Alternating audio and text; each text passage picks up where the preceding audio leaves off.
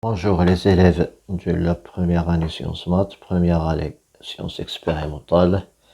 Dans ce chapitre qui appartient toujours à la première partie mesures en chimie, on va attaquer l'unité 2 qui concerne la masse, volume, pression et quantité de matière. Donc on va faire des petits rappels au début. Donc, le premier rappel sur la quantité de matière. Une mole est le nombre d'éléments contenus dans 12 grammes de carbone. C'est l'unité de la quantité de matière. Le nombre d'éléments ou bien d'entités chimiques dans une mole est le nombre d'Avogadro, qui est égal à 6,02 10 à la puissance 23 mol moins 1. La quantité de matière petit n d'un échantillon est le rapport du nombre d'éléments ou bien d'entités grand N qu'il contient sur le nombre d'Avogadro. On écrit la première relation de la quantité de matière, petit n est égal à grand N sur Na, avec grand N représente le nombre d'entités chimiques ou bien le nombre d'éléments. Na, c'est le nombre d'Avogadro. Et évidemment, petit n représente la quantité de matière. Petite 2, masse et quantité de matière. Toujours rappel, on détermine la masse à partir d'une pesée. On utilise la formule pour déterminer la quantité de matière. La formule, c'est petit n est égal à la masse sur la masse molaire. Avec petit n représente la quantité de matière en mol, petit m c'est la masse de l'échantillon en grammes, grand M représente la masse molaire de l'espèce chimique en grammes par mol. Remarque, l'échantillon peut être bien un solide, liquide ou gazeux. Si l'espèce chimique en question est constituée d'atomes, grand M est la masse molaire atomique. Si l'espèce chimique en question est constituée de molécules, on calculera la masse molaire moléculaire. Si elle est constituée d'ions, on calcule la masse molaire ionique. Pour cela, on va faire une petite application. Avec une balance électronique, on mesure successivement la masse M1 d'un échantillon d'eau et M2 d'un échantillon de fer. On trouve que M1 est égal à M2 est égal à 100 grammes. Calculer les quantités de matière contenues dans chaque échantillon. On donne la masse molaire de l'hydrogène est égale à 1 gramme par mol, la masse molaire de l'oxygène est égale à 16 grammes par mol, la masse molaire de fer est égale à 56 grammes par mol. Donc la quantité de matière de l'eau dans le premier échantillon, donc la quantité de matière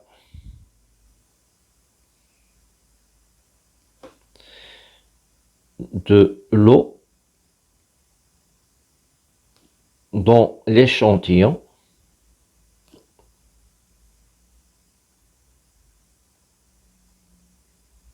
on va utiliser la relation donc petit n de l'eau est égal à la masse de l'eau sur la masse molaire de H2O. Voilà, qui sera est égal, la masse de l'eau est égale à 100 grammes, tandis que la masse molaire de H2O est égale à 2 fois 1 plus 16, c'est-à-dire est égal à 100 sur 18. Donc cela implique que N, la quantité de matière de l'eau, 100 sur 18 est égal à 5,55 mol. De même, on va calculer la quantité de matière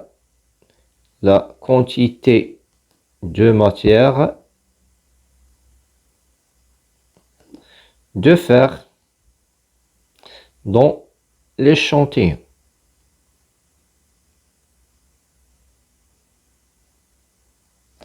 De la même manière, on a NFE et serait égal à la masse de fer sur la masse molaire de fer. Donc la masse de fer est égale à 100. Ou la masse molaire de fer est égale à 56. Donc la valeur est égale à 1,78 mol.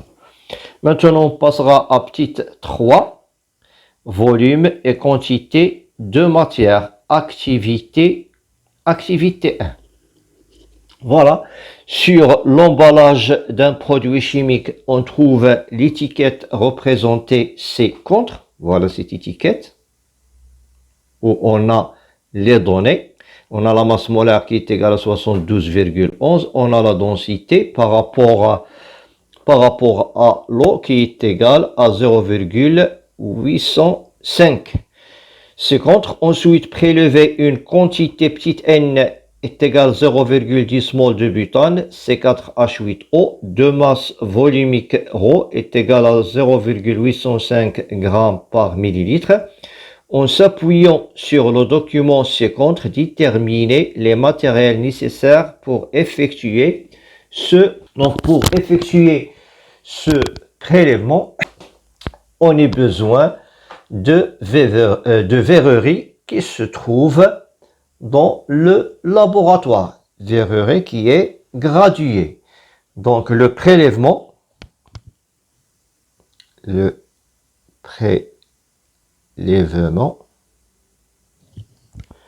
d'une espèce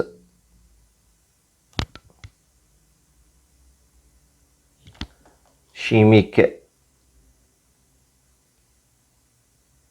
liquide, on est dans le cas d'une espèce chimique liquide, s'effectue à l'aide de verrerie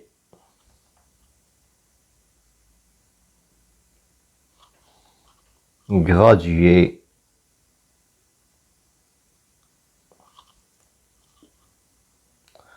ou bien jaugée. Il se trouve évidemment en laboratoire. Pour la deuxième question de l'application, déterminer le volume V correspondant à ce prélèvement. Avant de déterminer ce volume V, on va tout d'abord donner la définition de la masse volumique parce qu'on a besoin de l'utilisation de cette masse volumique pour la réponse à la question 2. Donc, définition de la masse volumique. La masse volumique d'un échantillon, on la représente par ρ, est égale au quotient de la masse par son volume V. On écrit ρ est égal à M sur V. Son unité usuelle est gramme par millilitre ou bien kilogramme par mètre cube dans le système international. Donc la masse volumique, c'est la masse d'un corps de volume V sur la valeur de volume de corps. Ok, donc maintenant, on peut passer à la deuxième question pour répondre à la question, c'est-à-dire la détermination du volume V. Donc pour une espèce chimique X, pour une espèce chimique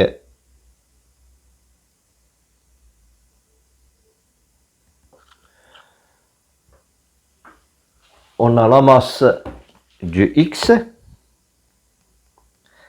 d'après la relation de ρ, il sera égal à ρx fois Vx. Et d'après la relation qui existe entre la quantité de matière et la masse, mx qui sera égal à nx fois la masse molaire du x. Donc je note cette relation 1, la deuxième je la note 2. Donc, entre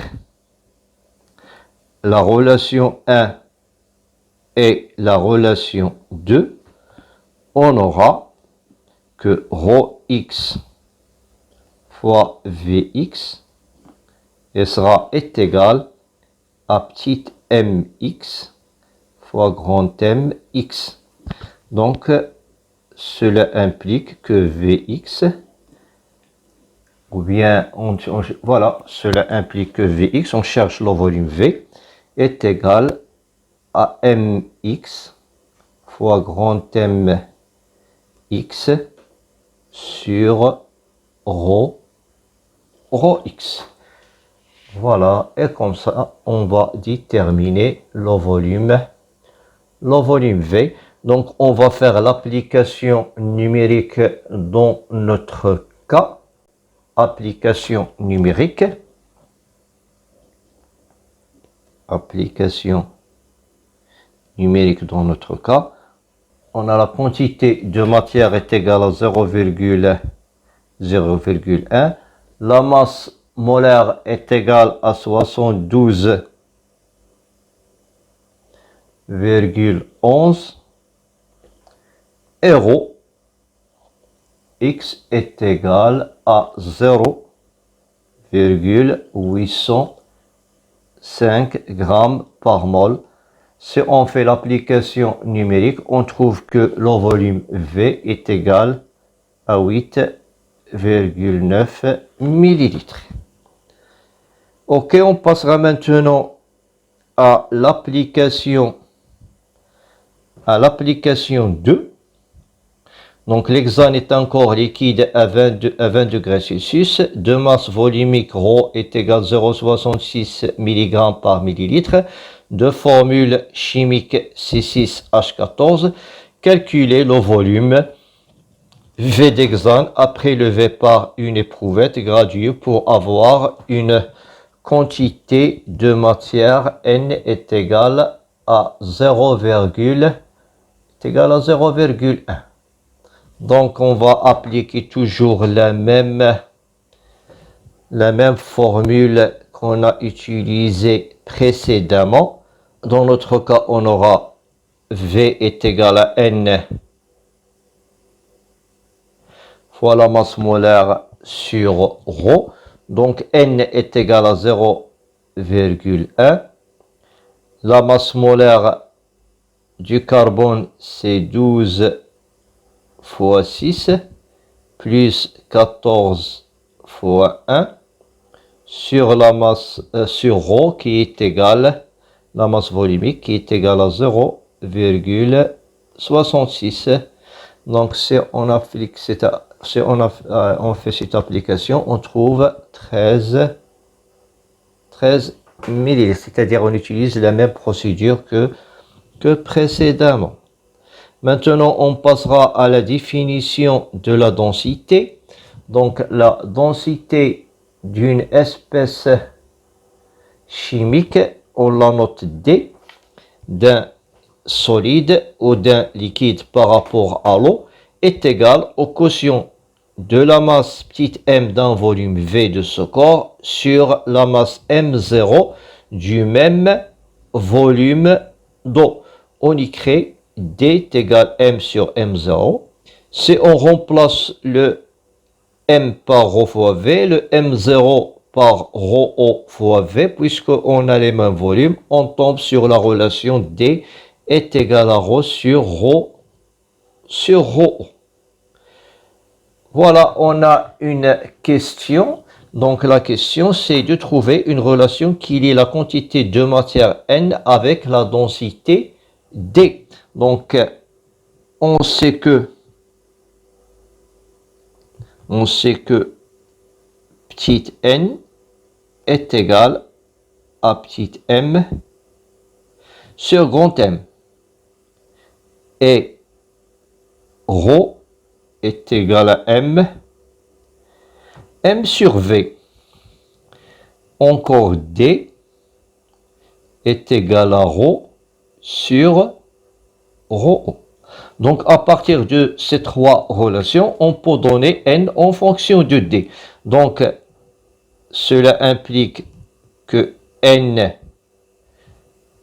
qui est égal à petit m, donc le petit m, je la remplace par ρ fois v sur grand M,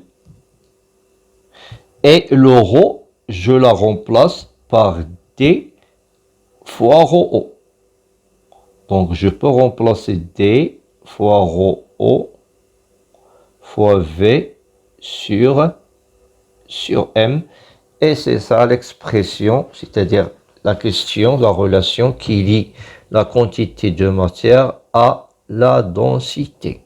On passera maintenant à l'application 3. Lors de la synthèse de l'acétate de benzyle,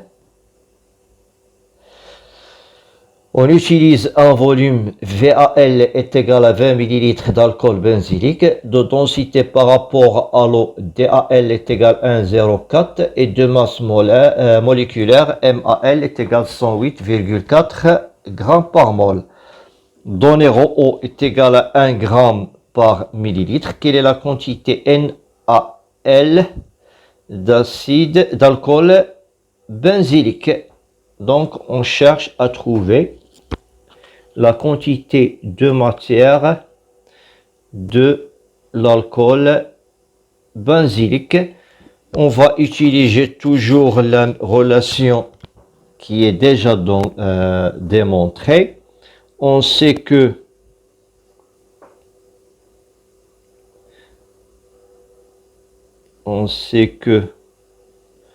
N est égal à D fois ρO fois V sur la masse molaire. Or, D est égal à 1,04. ρO, les données égale 1 g par millilitre. V est égal à 20 millilitres, c'est-à-dire l'unité du millilitre va se simplifier. Et la masse molaire gramme par mol, c'est-à-dire la masse en grammes, il va se simplifier. Et on aura l'unité de mol, 108,4. Donc si on fait l'application numérique, on trouve que NaL est égal à 0,19 mol. Donc on passera maintenant à la détermination de la quantité de matière d'espèce gazeuse. La loi, on va étudier la loi de Boyle-Mariotte. Donc on considère une seringue remplie d'air reliée à un manomètre qui indique la pression. Donc on aura une seringue qui est remplie d'air emprisonné qui est liée à un manomètre pour mesurer la pression. Si on pousse sur ce piston, c'est-à-dire on diminue le volume, on constate, voilà, on diminue le volume, on constate que la valeur de la pression va augmenter, a augmenté. La valeur au début c'est 0, c'est on a pressé sur le piston, le volume emprisonné sur la seringue va diminuer, donc la pression va augmenter. Donc on diminue le volume occupé par l'air, on constate alors que la pression affichée par le manomètre augmente. On écrit les valeurs de la pression pour chaque volume dans le tableau suivant. C'est-à-dire si j'ai pris ici un volume de 15, on aura la pression est égale à 10 000, 27 500, c'est-à-dire plus que le volume augmente, plus que la pression va diminuer. Donc la première question, c'est de calculer le produit PV. Lorsqu'on calcule le produit P fois V, on observe qu'il est approximativement égal à 0,150 pour chaque cas. On remarque aussi que plus que le le volume diminue, plus que la pression augmente et vice-versa. Donc, on va écrire ces observations. Voilà, lorsque le volume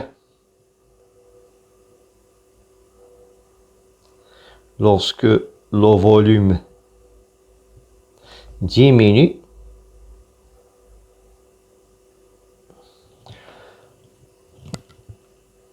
cette expérience est faite à température constante.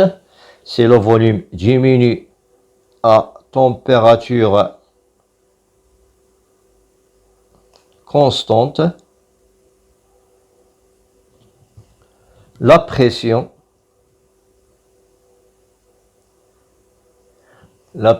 du gaz emprisonné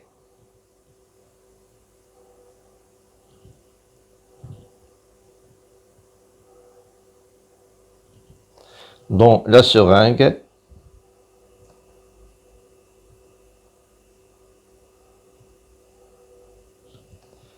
augmente. Et le produit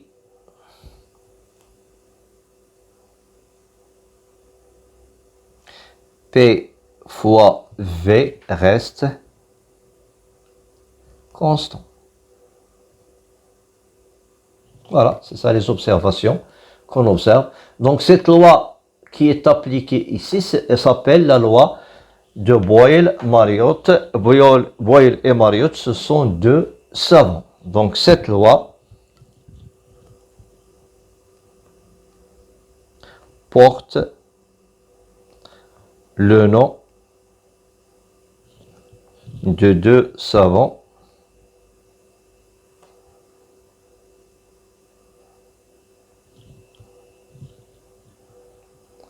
Robert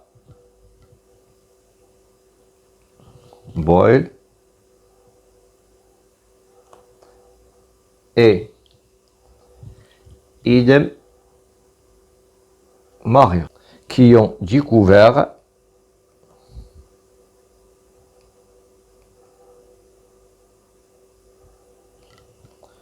cette loi. Maintenant, on va donner l'énoncé de la loi de Boyle-Mariotte. Énoncé de la loi de Boyle-Mariotte à température constante pour une quantité de matière donnée de gaz. Pour une quantité donnée de gaz, le produit de la pression par le volume de ce gaz ne varie pas. On écrit que P fois V est égal à une constante. Donc, on passera à l'application 4. Dans cette application, on va évidemment appliquer la loi de Boyle-Mariotte. Un récipient de volume V1 est égal à 4 litres et plein d'air à la pression P1 est égal à 2 bars. Le récipient est déformé et son volume prend la valeur V2 pendant que la pression devient P2 égale 1 bar. À quelles conditions la loi de Boyle-Mariotte peut être appliquée à ce système? On a déjà défini que la loi de Boyle-Mariotte est appliquée à température constante. Donc, la condition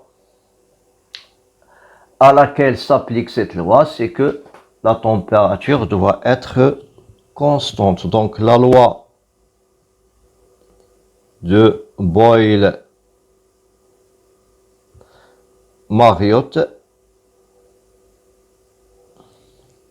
s'applique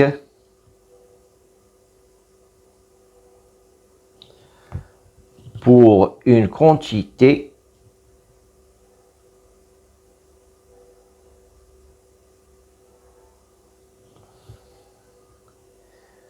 de gaz donné,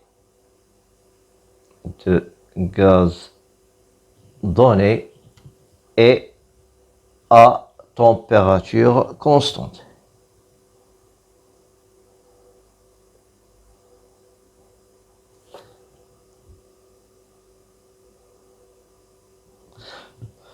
Ok, donc pour la deuxième question, ces conditions étant supposées respectées, on déduire la valeur de V2.